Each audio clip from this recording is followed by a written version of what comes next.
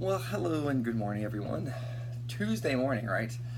I know I missed my video yesterday morning. So you got the Saturday video, but I was not able to get the Monday video.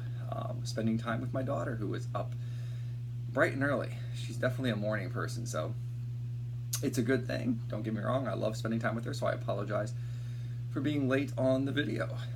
And with that, actually, it brings me into the topic for this morning's video, which is really when you run and when you work out.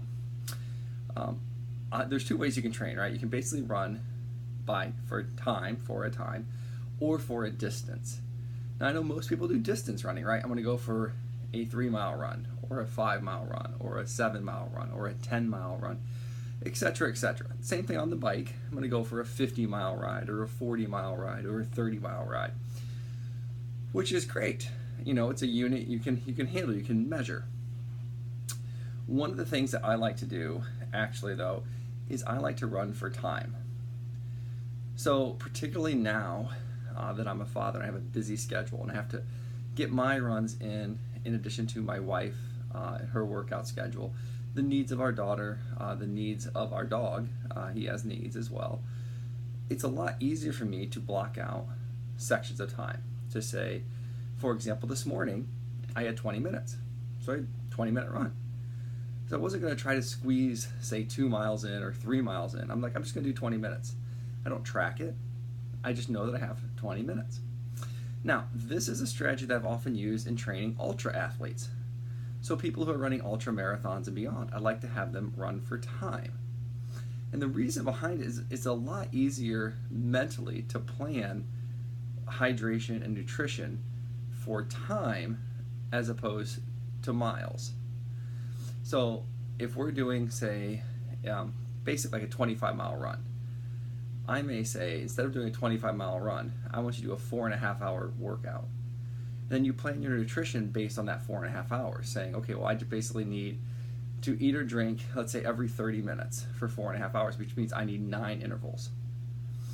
What we'll do is that keeps everything spaced out nice and evenly and keeps your energy level pretty consistent. If you say I want to run for 25 miles, but I'm going to eat every 5 miles, as your pace slows down, you're going longer durations without fuel. That's particularly important because your body's running low on its glucose and glycogen supplies the further into the run you go, right? Because you burn that simple fuel first, and then by the time you get 15 miles in, you just don't have that fuel in you. And then miles 15 to 20 take you an extra, say, 10 minutes because you're a little slower, it's a little hotter. You know, now your nutrition can get off. I like to do the same thing on the bike. You know, if you go on the bike and say, okay, I'm going to go for so many hours. I'm just going to ride for 3 hours. And you can say, okay, at 20 miles an hour, I should be around 60 miles. So you kind of plan your route like that, but then let yourself go for 3 hours because you might have a tailwind. You might have a headwind. You know, you just don't know.